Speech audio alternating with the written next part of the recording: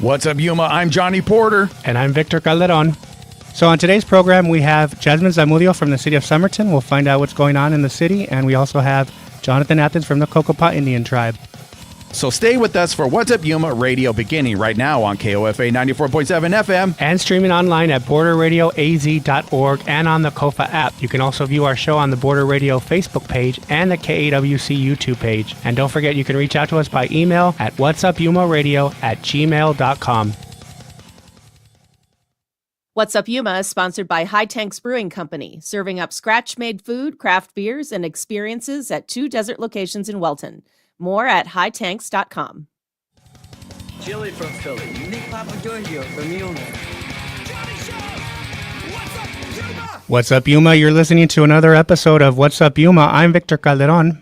And I'm Alex. Good morning. And we are filling in for Johnny Porter. He may have partied a little too hard at the Yuma County Fair last week. He was losing his voice. He was he emceed the Demolition Derby. Oh, I did hear about that. Yeah. So like Thursday, Friday, his voice was kind of like, failing him. But so he's going to get a well-deserved week off. He was also DJing, I heard. Yes. Or I saw. He was DJing, around the Mardi Gras ride or whatever. That little, he was up there and he was giving like wristbands and stuff. So Can we actually just say I went to the fair yesterday? Yeah. I've only been living in Yuma for maybe about 3 years. Is the last Sunday always free? From 12 to 2? I don't know if it's always been that way, but yeah, that's certainly a perk. And then the opening night is like $2 to get in. So I know those are good draws for people. And then people just go anyway, right? For the food, the rides. I think we've all been probably at some point. Well, I took advantage of the free entrance. Yeah. I don't know if I told you, but I placed a quilt at the fair. And so we just wanted to go see the quilt. And we're like, okay, it's free. Let's go. Mm-hmm. And it was a bad idea. I will never again go to the fair in 90-degree weather. Yeah. Mm-hmm. But people were there having fun though. I'm just sensitive to the heat and yeah. But it's a good time, and it was a good time. Yeah. So Johnny will be off this week, but he'll be back next week. So he's resting. So if you're listening, Johnny, hang in. We'll see you next week. Yeah. But before we get to our guest today, I just want to also give a local sports update. Ooh. So I was talking about how a guy who went here to AWC played basketball here, Yaxel Lindeborg. He's in the final. He made it to the Final Four, and his team's actually playing tonight for the national championship. Wow. And so he got injured in the game on Saturday against Arizona.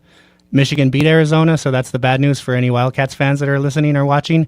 But the good news is that a guy who spent time in Yuma has a chance to be a national champion tonight when Michigan plays UConn. So we'll see how that goes, and hopefully he'll win.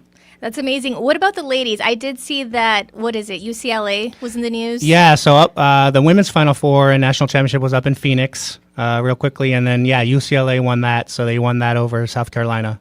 So that was, people from here may have gone to see the game up in Phoenix, but that was yesterday. Okay. So a lot of local basketball. But let's go ahead and get to our guest for today. We have Jazmin Zamundio, the Economic Development Director for the City of Somerton. Thank you for being here this morning. Hi, thank you for having me. Good morning. Yeah, so we like to, before we get into what you do for the City of Somerton, we like to get to know our guests. And so tell us, are you from Yuma County originally, or where are you from? I am not from Yuma County, like many of us. Yeah. I think the term is I'm a transplant. Okay. Is that correct? Yes. But is that only for military families, or is that? That works for military, whoever like me. Like, I'm not from here, and I married into Yuma County. Right. Well, I hope I'm using the term correctly. Yeah. But I'm actually from Salinas, born and raised. Okay. East Side Salinas, to be Yeah. specific. And I moved here my freshman year to El Centro. Okay. And I lived in El Centro during the recession. Then we moved to Brawley. Mm-hmm. And then I made my way to Yuma because I started working at the prison as soon as I turned 21. Okay. And so I used to commute. Yeah. And by the time I was getting picked up by Cali Corrections, I had already met my fiance and I had bought homes here. So I just decided to stay.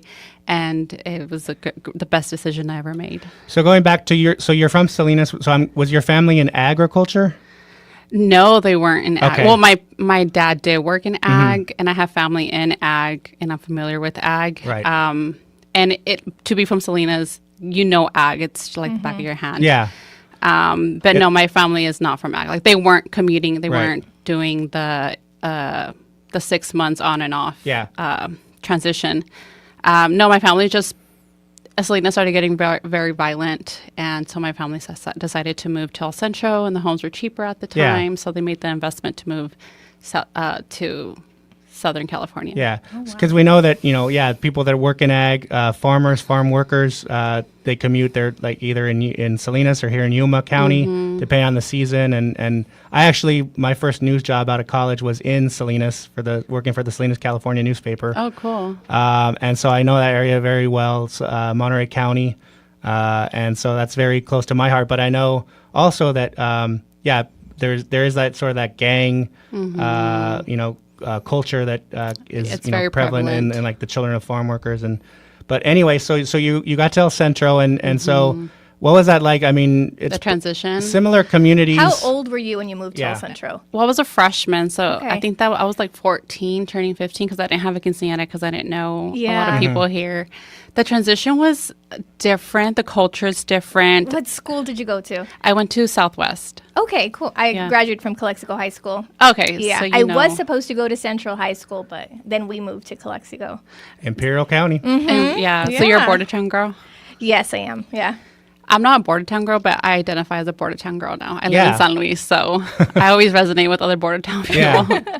Okay. So then you say you work at the prison. Why the prison? What was attractive to you as a young woman? Right.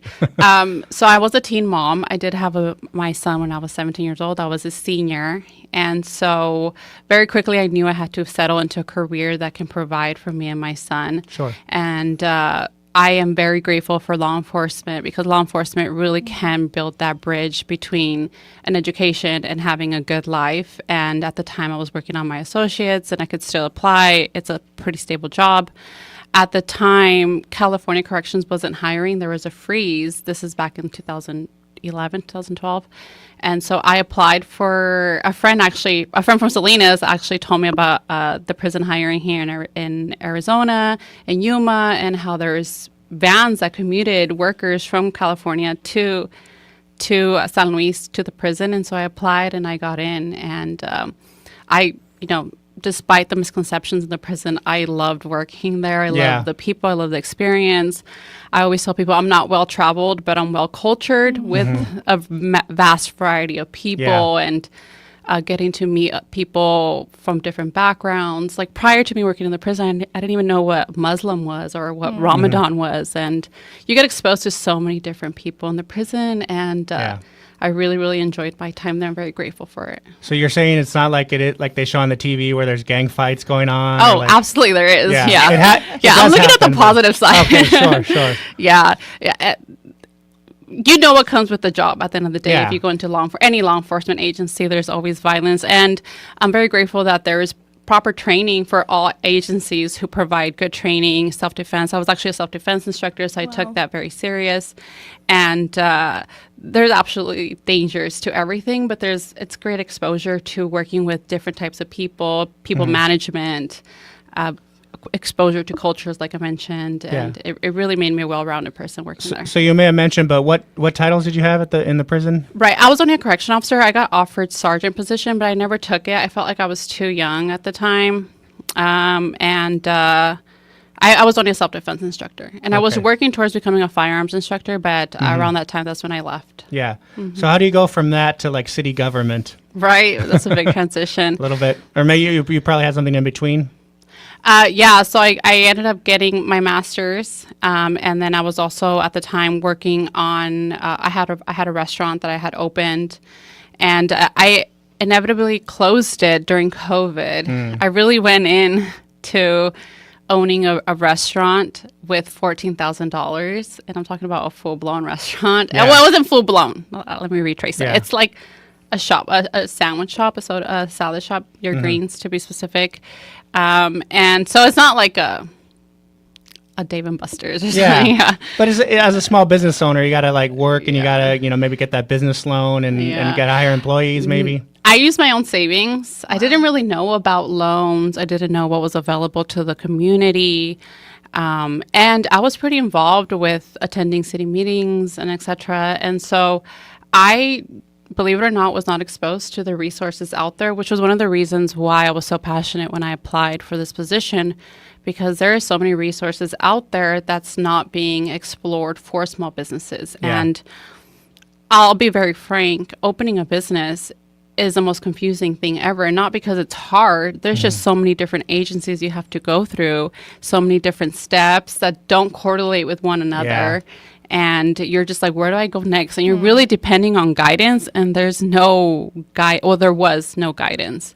Now, you know, in retrospect, I can speak now that there's great resources now, and they're more attentive, more hands-on. Yeah. I think Yuma County has really come a long way with really putting the resources out there, making them available, and us as economic developments, as liaisons for local businesses to get that information to them. So you're talking about like licensing, getting licensed through like the It's city, everything. getting a permit. It's permits. okay. It's getting a location, finding a town, getting your concept, finding a location, finding capital, understanding how to manage your capital, understanding business loans, understanding what's available, what's great, what are what resources can you use? Then you go to licensing, which is a whole other show. You know, you have, if you're a restaurant, you have TPTs, you have articles of organization, you have so many things that don't always correlate with another. And you're just depending on the last person to tell you where to go next. Yeah. And it can be confusing, especially if you come from a family that's not already in the business. Yeah, If you're- business savvy. Yeah. So if you're the first business owner, it's like imagine going to college, being the first person in college. Like first You gen. really rely on the counselors to give you guidance. And if you compare it to somebody whose parents were, you know, college graduates, you have better guidance. You've been prepping probably a lot sooner in your academic career. So you kind of have to think of it that Yeah. way. So how long were you with the restaurant there? I believe it was 2 years. COVID really hit me hard Yeah. on my business. And like I said, I went in with a really low capital, and there was no way I would survive with no sales Yeah. coming in. So no like delivery or anything like that was going on maybe with other restaurants. It was kind of tough for all businesses to Right. figure out how to do that, you know, safely deliver, pick up, that kind of thing. A lot of business adopted that model, which is great. I am an advocate to not bring on something to your business just to help it survive. Look at the numbers, at the data with what you can do, and is it worth keeping, or should you stop, review the data, and then reanalyze your business, and then maybe open a new one with a different model? Yeah. That's my perspective. But of course, I know a lot of business took on that model during COVID. I just didn't have the manpower, one. Two, I didn't have the family to support me. One thing that I think is overlooked often or not mentioned enough about small businesses is the power of community, especially your family. And having a family that supports, that's local, that is available to help you during working hours Right. is a blessing and can help your business survive or not. I didn't have any of that. I don't have any family really here in Yuma County. My husband at the time was also starting his own company. And so it would have been selfish of me to ask him to prioritize my small business Yeah. over his bigger company, Yeah. which was the revenue building. So when you make the decision to close the business, what was your next step as a young professional? Yeah, I actually closed it with the intention to reopen it once COVID stopped, which is so funny because we all know what happened during Yeah. COVID. Like, Yeah. it was something that you just didn't know. And so I closed it, and then somebody approached me to buy it. And it's so funny because I just wanted to get rid of it. I was just like, I'm losing so much money. I'll sell it to you for like $3,000, recipes, concepts, procedures, everything. Wow. And I just sold it. I was also a new mother at the time, so I think it was just too much. Like the amount of money I was losing being a new mom. I'm not a new mom, but like I had a new baby. And so I sold it. And now the business is still with the same owners. Oh, wow. The new owners. They've opened up three other locations, which is what I'm most proud of because it just showed that I put good systems in place. Yeah, they kept it going. Yeah, and it was very easy to duplicate, which was my goal when I opened. My goal was to make it franchisable, so I made sure I put systems in place. I put things to make it simple so that it can be easily duplicated later on, which was ultimately my goal. Yeah. And it came true, but not through me. Okay. Yeah. So timeline-wise, how do you get from that to now being the city with the city of Somerton? Yeah, so I was involved in helping a lot of small businesses, and then the position opened up, and I applied for it. I also had my master's, and I was going to city meetings. I was very aware with what was going on with our cities, and so I applied and got the position. Did your experience with your own business motivate you to do this position? Oh, 100%. 100%. My passion at the end of the day is helping small businesses, but economic development is a lot more than just that. So it's a portion of what I do now as a director, but at the core, that's who I am. And there's so many resources available now to communities that, to businesses, and that can benefit the overall community development.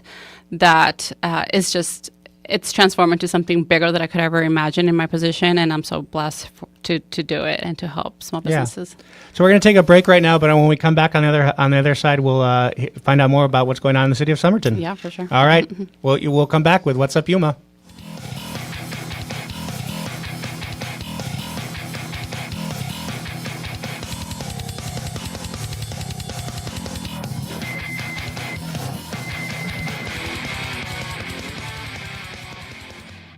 You probably subscribe to many things today, so why not subscribe to Border Radio?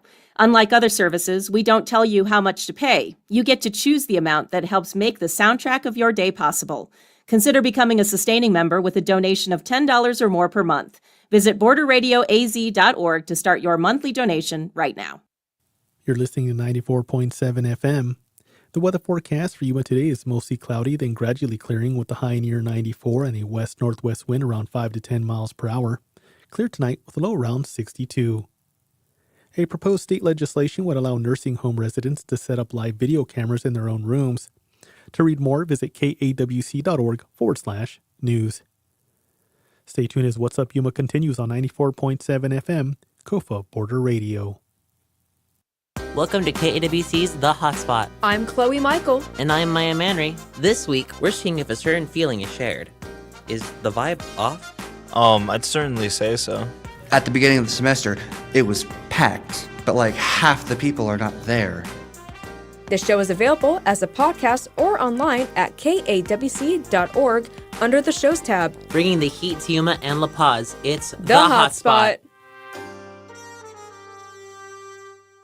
This is Border Radio, KOFA, your passport to your global destination for music. We are your local public broadcasting station that can be heard through your radio at 94.7 FM, 1320 AM, on the Kofa app, and at borderradioaz.org.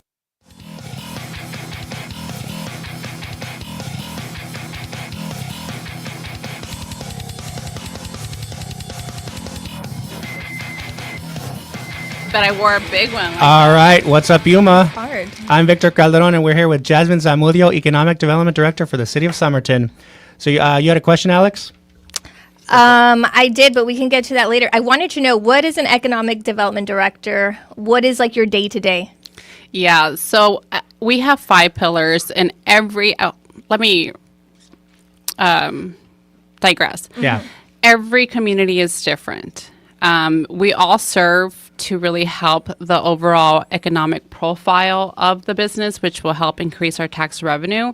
How that's formatted and what we do on the day-to-day may be different for all of us. So what the Yuma Economic Development Director might be slightly different what I'm doing, and what I'm doing might be slightly different from what the San Luis is doing. So I want to preface that by saying we're not all copy and paste in the same one. We all have our own different economic profiles. So under Mayor and Council's direction and the general plan, which is what the residents want to see in their community, I have 5 pillars.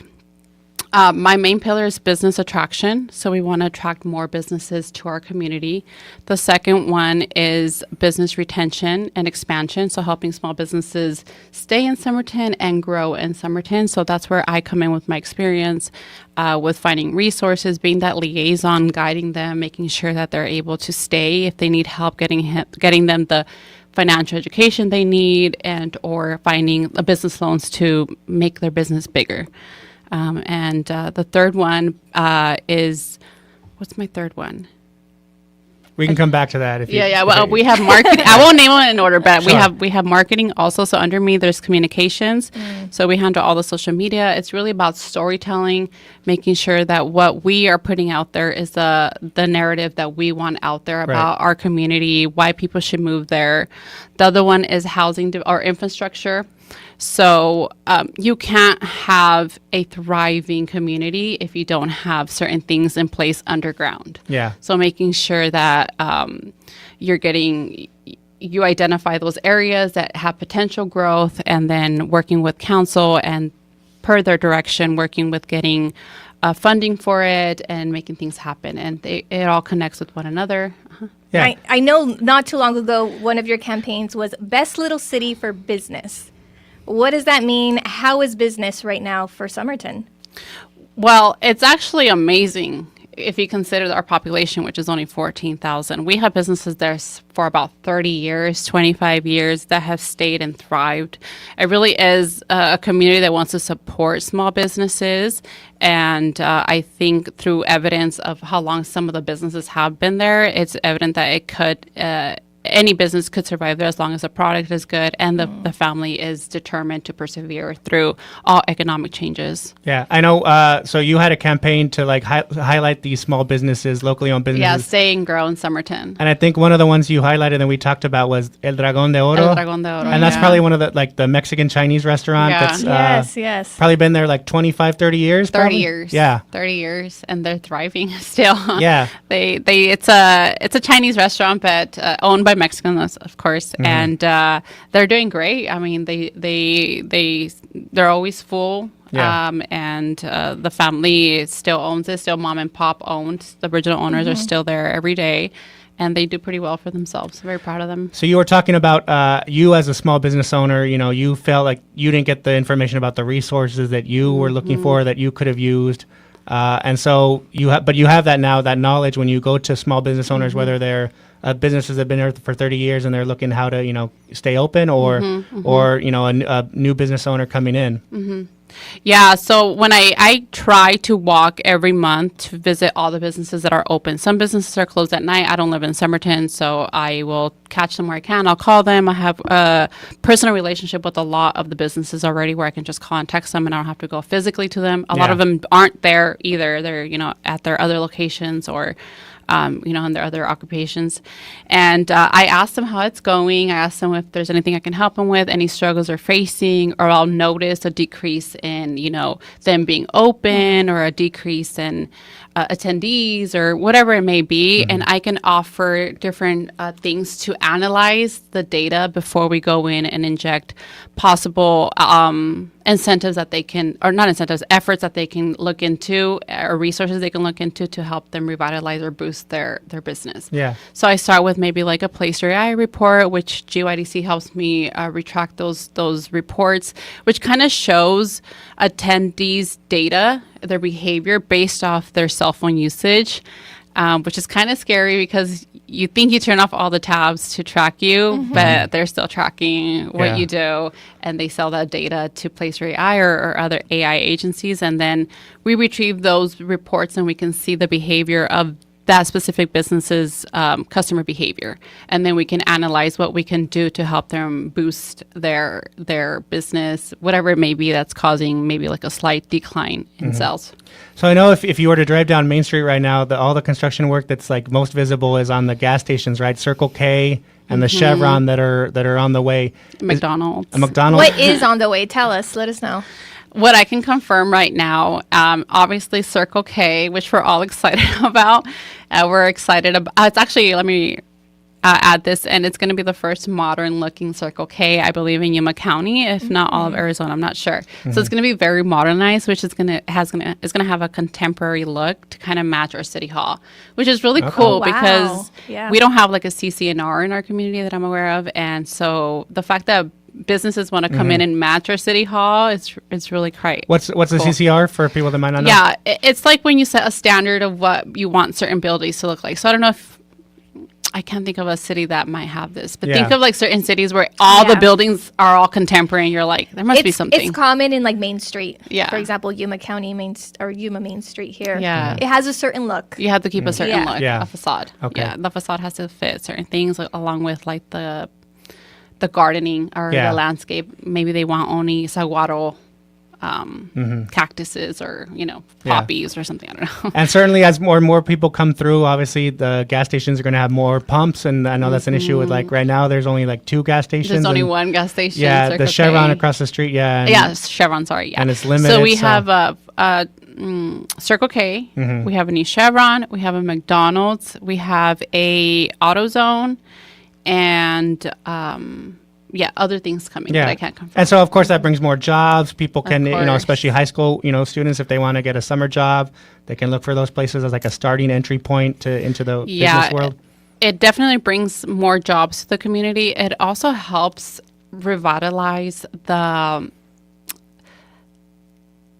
community. The community in terms of, hey, we're growing again, like that momentum feeling, and so it helps me when I pitch to retailers about anchors that we have coming in, and it shows that people are interested in the community and there might be something there to look at. Yeah. We also have 1,000 homes that have been approved through our community development department, and we do anticipate a 30% population grow out by the year 2030. Yeah. And we're basing that off of the census numbers, which is 3.5 per household, which I argue is incorrect because we're a Mexican community, and we all know we all have 3 kids and 2 parents. So I mean, that's a huge increase. How are you guys as a city preparing to bring more business? Because I'm sure it's going to be needed, right? Yeah. So in 2017, 2019, the city brought parcels. And we essentially became our own developers, and we developed the parcels to make them shovel ready to attract major businesses that want to come to Somerton. One of them being a grocery store, and of course we're actively looking to attract those businesses to our community. And we hear the feedback from the residents. Mayor and council hear the feedback, and they're actively pushing to make it happen. But of course, there's systems in place that we must obey by. A business wants to be where there's population growth and where there's rooftops and where there's demand. So we, as a city, have to look at the economic profile that we have, and we have to see what we need to inject into our community, whether that be invest in infrastructure, invest in other areas to help it grow. And certainly a big thing that helped the city move forward, I think, was opening the high school. Definitely. So obviously people know that, the kids that lived in Somerton had to be bused, and some of them still go to like Cocopah or Cibola, depending on where they live. But having a high school there, obviously kids can stay there. They can go K through 12, or, pre-K through 12 in Somerton if they want. They're not leaving. And they're not leaving. And so obviously that also, as part of development that's going on around that school area too. Yeah. Well, have you guys seen the high school? It's beautiful. It is, yes. It's a beautiful high school. Yeah. And so Somerton residents, I'm not from Somerton, but I can attest that the Somerton residents are extremely athletically prideful people. And it's really nice to see. Obviously, it's good to keep the high school students around because we can benefit from any, spending they do after school, maybe during break. We don't have a senior class yet, so it'll be interesting to track once we have a senior class if they get out early and if they do some more spending in town. To see if there's going to be a tax revenue boost in during that time. But we can't test that yet because we don't have seniors yet until next year. Sure. Oh wow. But overall, I think having a great high school with a strong sports academic program and academic in general can help diversify our housing profile. So instead of just staying as a low income or a rural community, quote unquote, we can start diversifying our our real estate profile. So we can have some low income houses, some medium income, and some high income houses, because don't ever underestimate how much families are willing to move and invest in areas where there's a good high school with good academic and sports programs. So I think in the future, that is what's really going to help the city of Somerton It's a huge driver when there's a great school and school system in place. Our time with you is coming to a close, but before we end, I would like you to tell us, like, anyone who's interested in opening a business, what's the first step they should do? What are some, like, resources they can head to? Right. The first step they should do is ask themselves if they're doing this for ego or because they really want to make money from it. And that is a really, really strong question to ask yourself. Am I doing this because I want to have a big ego and I want to show up to my friends that I'm a business owner? Or are you coming into business to actually make revenue? Because a business unplanned and only going in with ego driven will only dry you financially. And as a lower income community or as a rural community, we really have to take care of our funds. You know, don't spend money just to prove that you're a business owner and then for it to close. That is one of the first questions I would have. I wouldn't, of course, discourage anybody to not open a business, but something to ask yourself. The second thing that I would say is find a location. So you can meet with me and you can ask me what are the areas that get the most traffic. My business is X, Y, and Z, and I can let them know where there's most traffic, etc. And we can help you find location. Somerton has a low vacancy for retail space, so sometimes you have to get on a waiting list or just wait till a good place opens up. And the second thing, I would direct them to SBDC. I'm sure you guys have Small Business Crystal. Development Corporation or something like that. Yes.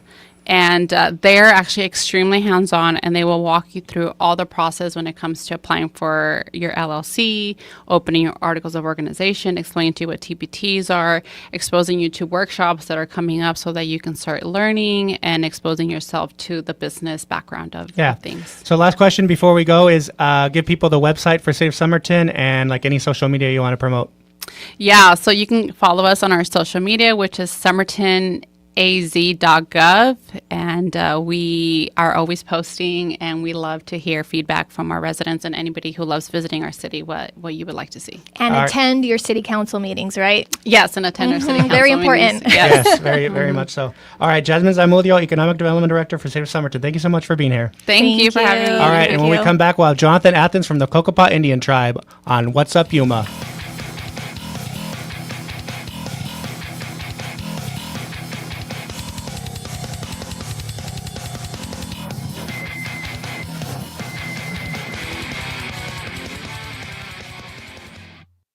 What's Up Yuma is sponsored by High Tanks Brewing Company, crafted in Welton, inspired by the desert, offering scratch-made food, handcrafted beers, live music, and experiences like farm tours and glamping. Location information, the schedule of events, and details on the range of options to be enjoyed are at hightanks.com. From KAWC, this is Siendo Primero. I'm Sajei Bárcenas. And I'm Melanie Ruiz Lopez. In this episode, we'll be talking about AI, artificial intelligence. I use AI all the time to help me with difficult questions, coming up with study prompt. There's a lot of questions that I had, and I was able to use AI for it. I do let students in that class use it to translate. A new energy with the same mission. To give students a voice.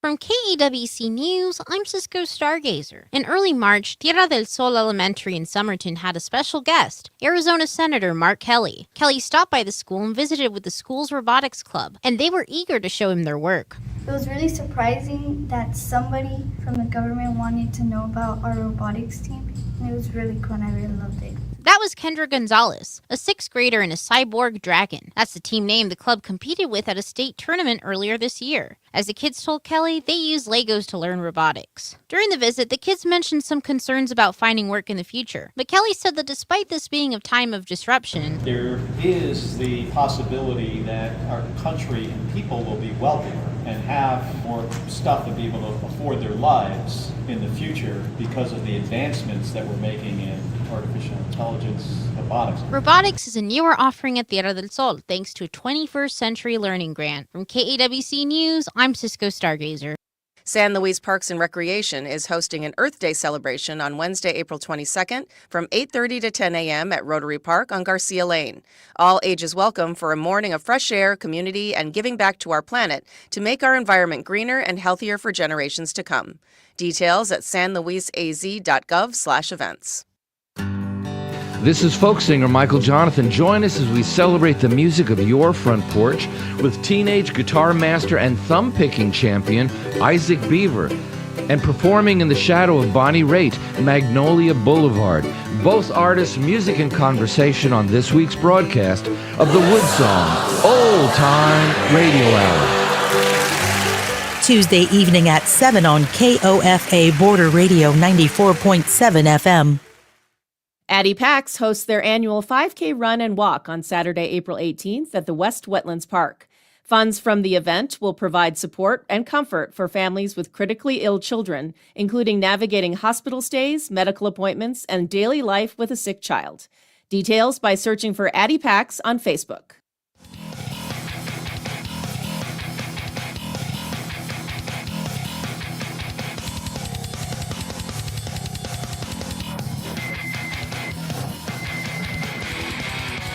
All right, what's up, Yuma? I'm Victor Calderon, and I'm here with Alexander Rangel, and we're filling in for Johnny Porter. And so today we have our second guest from Somerton. So I guess you could say it's also What's Up Somerton today.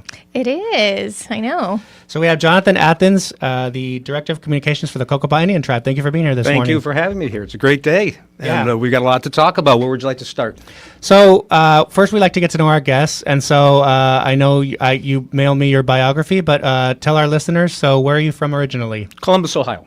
Yeah. Columbus, Ohio. And I basically, the farthest west was when I was in the military, and I was stationed in Arizona. And I fell in love with Arizona. And I swore I was going to make it my home one of these days. And I've been very fortunate in my life. I've had different opportunities, working in advertising, serving in the military, worked as a contractor, pretty much every aspect of media and media production, whether it be media production or media relations. I've had those opportunities, and I've learned a lot. And there's a lot to learn. Yes. And this is an outstanding place. I had never set foot in Yuma. And I came here when I got the job at the Yuma Sun. And I didn't look back, and I didn't think twice about saying yes to that job. And I just fell in love with the Southwest. And I've traveled around. I spent half my career in print journalism and the last half in broadcast journalism. And we've talked about it. Yes. You've talked about it. We've talked about it before. And you know what I say. I didn't leave journalism. Journalism left me. Yes. And so we are operating in a really, really dynamic and sometimes chaotic time, because traditional media, print and broadcast, what they were doing was replicating their product on the web. And that's not necessarily how people consume information or find information. So it's up to us to find newer and better ways to engage our audience. Yeah. And Juana Geck is communications specialist. She happens to be directing this live stream right now on our channels. And we spent a lot of time looking at how to shape and reshape our messaging for greater engagement. And this was an example that we did together, and it was an EPO story that you were covering, or Environmental Protection Officer. You remember we went out there on the border. Right. And then afterwards, you and Joe and Jen, all about EPO directors, sat down and talked about the story at the intersection of journalism and environmental protection. And that type of engagement brings people to the conversation. And that's what we've been doing lately. And it's been very successful. Right. By bringing people along, not talking at them, but talking with them. Right. It's a discussion because obviously, whether it's print or broadcast, we are limited in terms of space, lines on the paper, or whether it's like a minute report, 2 minute, 4 minute feature for us for radio or for TV. Yeah. But obviously we're able to, like in shows like this, and then in Cocopah Now, which we're on as well, we're able to have that longer discussion and get more into not just the headlines or like the sensationalism of what's the news, or but what does it actually mean? Why should I care? That kind of thing. No, and that's what NPR is about, and that's why I'm a huge NPR fan, because in order for us to have a healthy, open, and prosperous community, we have to have an informed community. We have to have an educated community. There's no such thing as a Republican fact or a Democratic fact. Facts are material facts. But being able to put things into context and perspective and to have credible sources is paramount, because it all comes down to one thing. earning your trust. Yes. Earning your trust. That's everything about what we do in media and journalism. Yeah. Is what that is. So right now, there's a lot of chaos.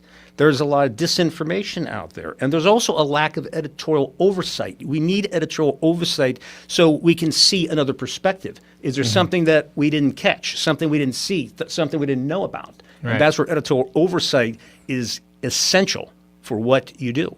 Yes. How did you go from the Yuma Sun to the Cocopah Tribe?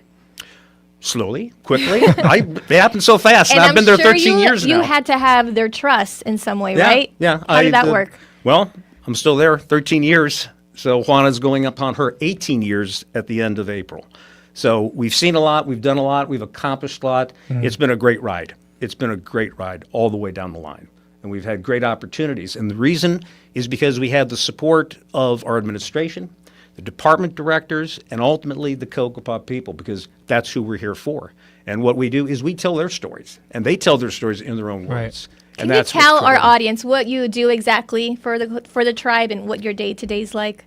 No day is the same. Every day is different. Every project is different. It's anything from a live stream that we're doing right now to PSAs. During COVID, we were doing PSAs in conjunction with the Somerton Cocopah Fire Department, with the Cocopah Police, with the Somerton Police.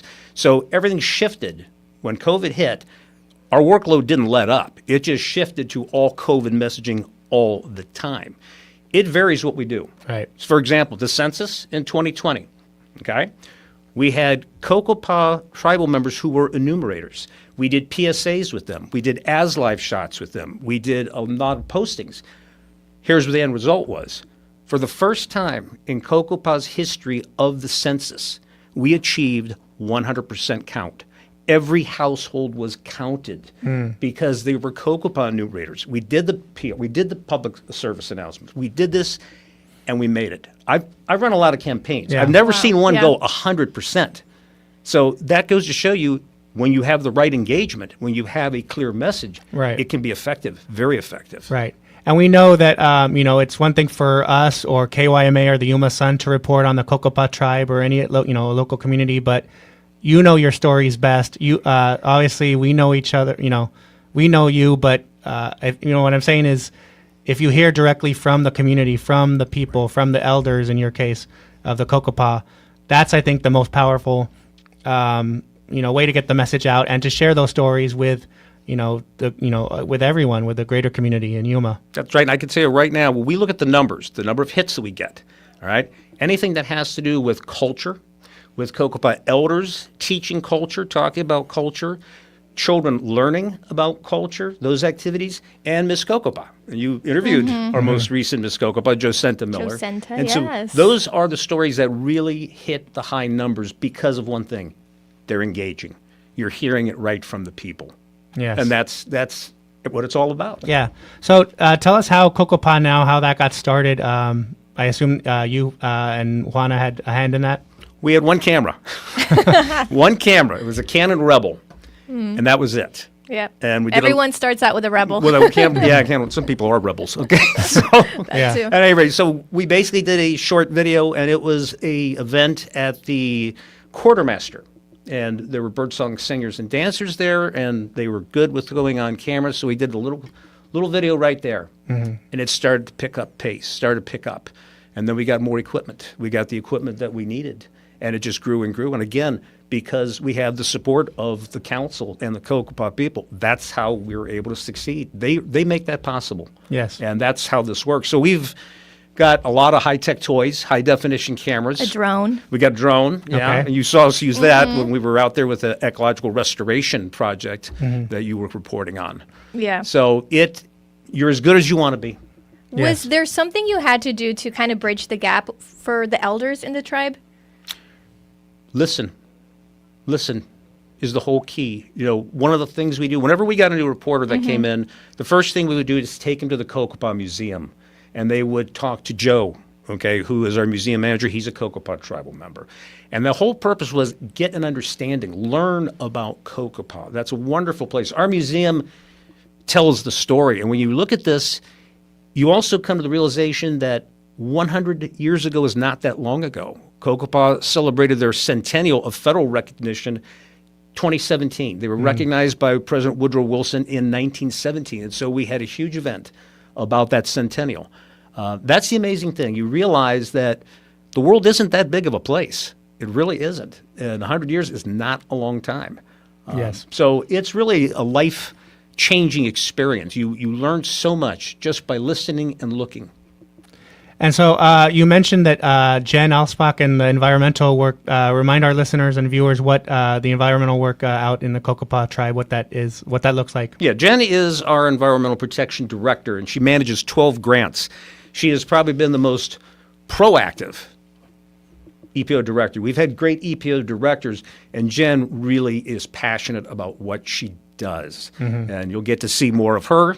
We just did that ecological restoration workshop. We had 30 people participating in that from state, tribal, federal, local, and nonprofit groups over that event. And you were out there on the north. Can you explain what that project was? That project was the North Project, where it was literally a restoration project where they were removing invasive species and they were setting up the land to start growing arrowweed and growing willow. Is what that was. It was a massive project, 40 acres. Yeah. And they're going to continue with it. And they also have projects on the north that you've seen as well. And that's a big responsibility. And here's the other important thing about it. We talk about environmental restoration. The other part of that is resiliency.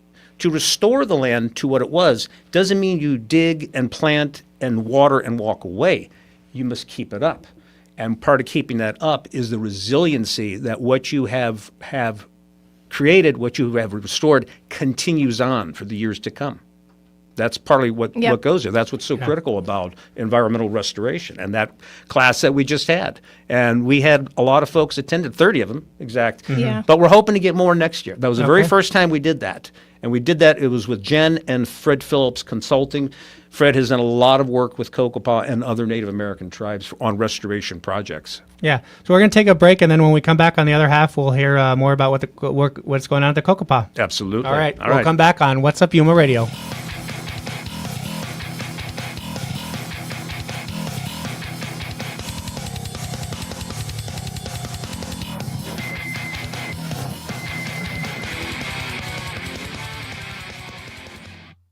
What's Up Yuma Radio is sponsored in part by Nova Home Loans, serving Yuma County and nearby communities. Nova Home Loans offers residential lending services, including home loans and refinancing. They are also proud supporters of local community efforts and organizations. More information is available at novahomeloansyuma.com. Mostly cloudy, then gradually clearing in Yuma and La Paz counties today with a high near 92 in Parker. Mostly clear tonight with a low around 58. In Quartzsite, a high near 90, gusts as high as 20 miles per hour. Mostly clear tonight with a low around 59. And a high near 94 in Yuma, clear this evening with a low around 62. Hear the rhythm. Feel the beat. Let your curiosity run away on the Latin Alternative. Hi, I'm Josh Norick. Every episode of the Latin Alternative takes you on a thrilling rendezvous of sonic and exotic landscapes in Latin rock, funk, hip-hop, electronic, and tropical music. Join me and my co-host Ernesto Lechner on the Latin Alternative. This evening at 7 p.m. on KOFA Border Radio 94.7 FM. Turn on Border Radio KOFA 94.7 FM and cross musical borders every day. From new indie discoveries to timeless classics, listener-supported Border Radio brings you music you won't hear anywhere else. Live, local, and online at borderradioaz.org and on the Kofa app.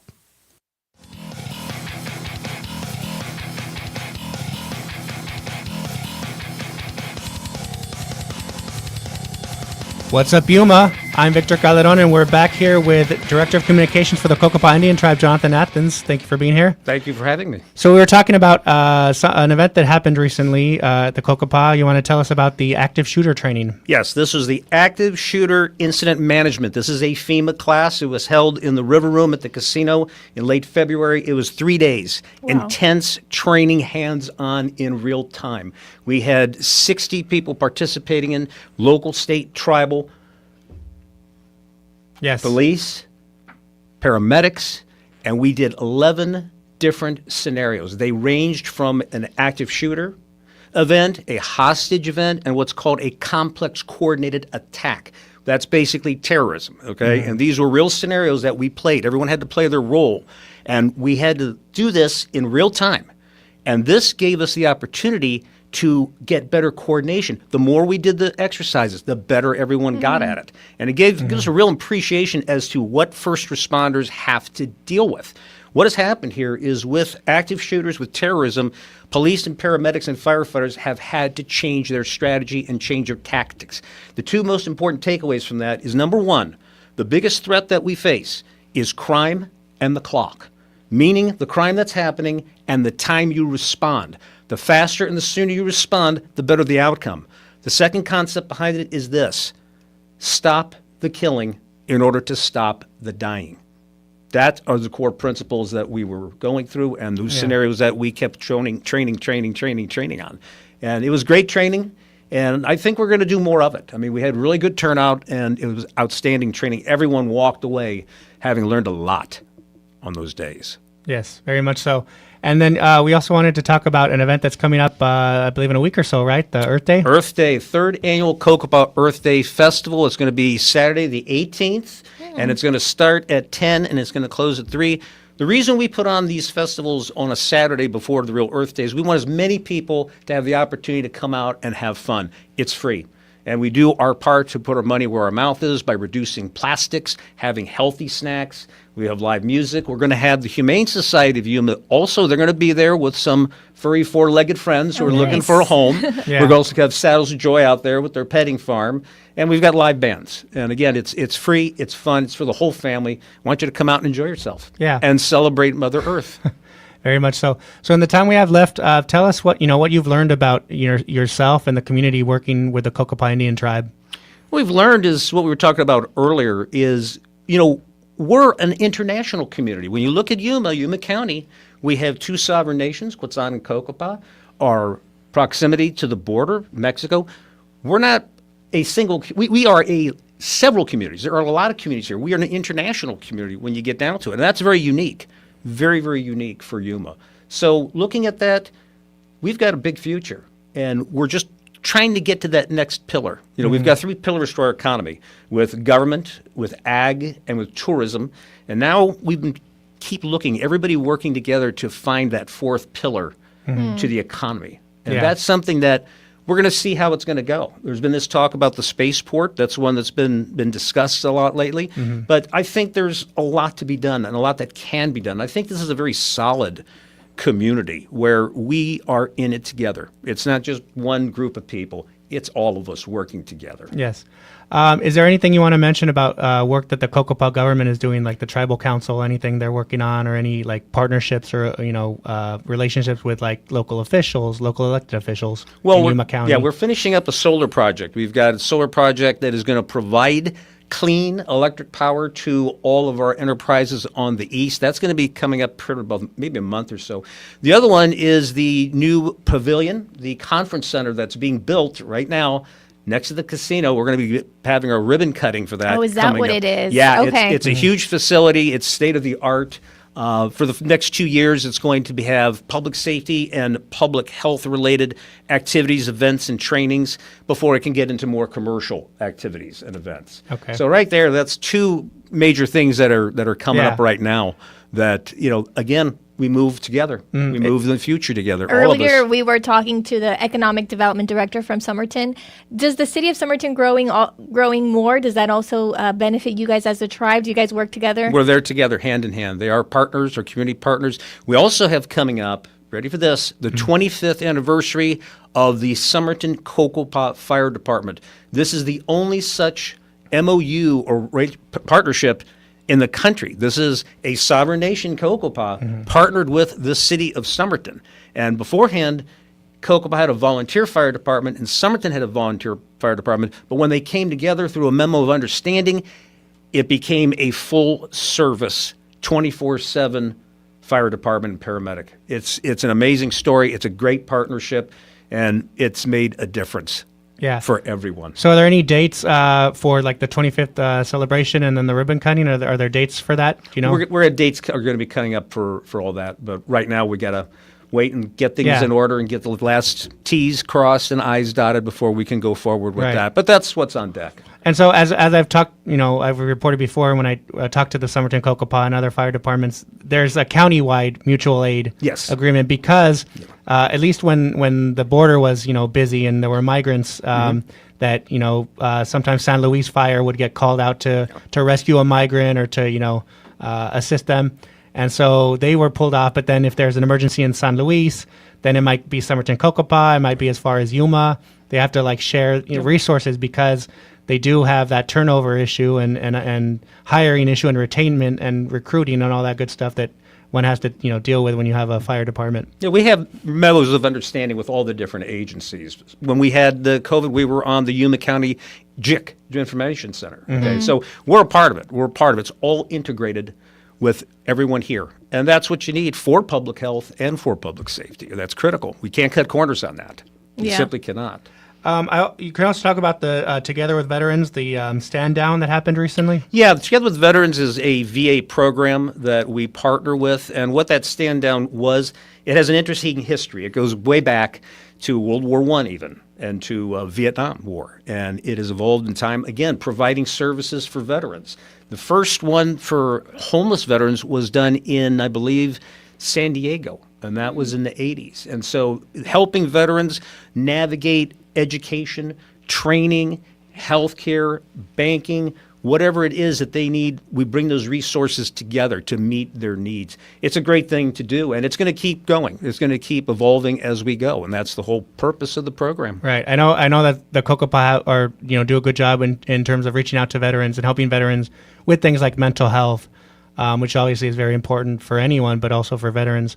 And also, I think I went out to an event at the Cocopah Resort that was suicide prevention training, which is something that doesn't get talked about as much as it should, because obviously suicide prevention is important for anybody. But again, within the veteran community, I think I saw something like a statistic veterans are more 50% more likely or higher to commit suicide. Arizona has some of the highest suicide rates amongst veterans. One is one too many. Yeah, and it was really inspiring to see how many people signed up for those classes that wanted to help and make a difference. And we filled up. We filled every slot. We were glad to do it. We'll probably host it again because the need is there, and we are part of the community, and the community is part of us. So we're going to keep doing what we're doing. Yes. That's what we can do, and that's what we will do. So let our listeners and viewers know how they can get more information on the Cocopah Indian Tribe, how they can follow Cocopah Now, how they can sign up for the newsletter. I know there's a newsletter aspect of that as well that has links to news and video and all that good stuff. Yeah, and we're going to do some improvements on our website, but you can go to cocopah.com. In the upper right-hand corner, you'll see newsletter. You can click on that and sign up for our free monthly electronic newsletter. We will not share your contact information with third-party providers. You can also find us on all major platforms, SoundCloud, Stitcher, all of them, including Facebook. We have our Facebook page, numerous Facebook pages, and then we also have our YouTube. Our news brand is Cocopah Now. There you go. Cocopah Now. I mean, Jonathan, what do you enjoy the most about what you do? Just doing it. Every day's a new adventure. Every day is something different. It's never the same. Every day you're doing something different, and that's great, and that's fun. And you mentioned the Cocopah Museum, so tell our listeners and viewers how they can go to that, how they can get more information about the Cocopah Museum, because, again, it's important that people know the history. People in this area who are interested in our Yuma County history need to know that. You can find the museum on cocopah.com. If you go under departments and just go down the list, you'll see the hot link that says Cocopah Museum. Click on that, and that'll give you all the information about the hours and the location.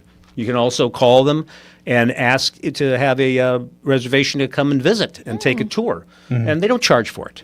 They don't charge for the tours, but it's a great opportunity. We also get a lot of school children coming over to us to see the traditional house that's built, to do some rock painting, to look at some other art exercises, things like that. So the museum is really one of the most public-facing units. Right, there. and that's important for the younger community to learn the history, to hear from elders, maybe directly in some cases.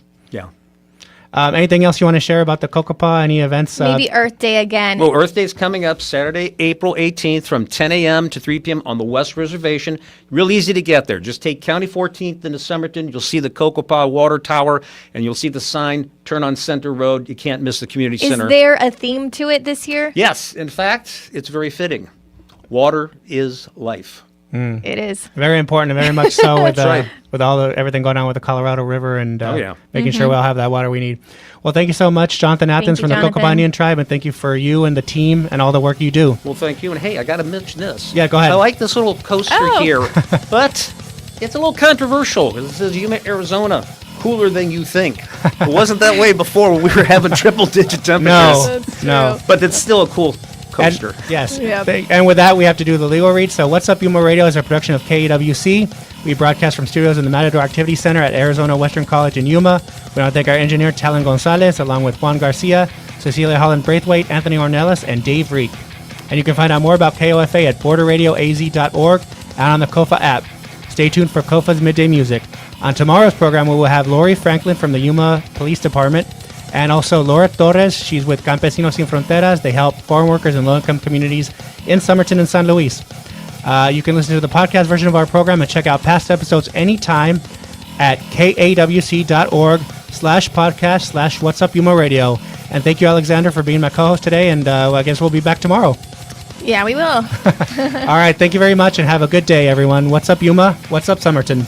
Bye.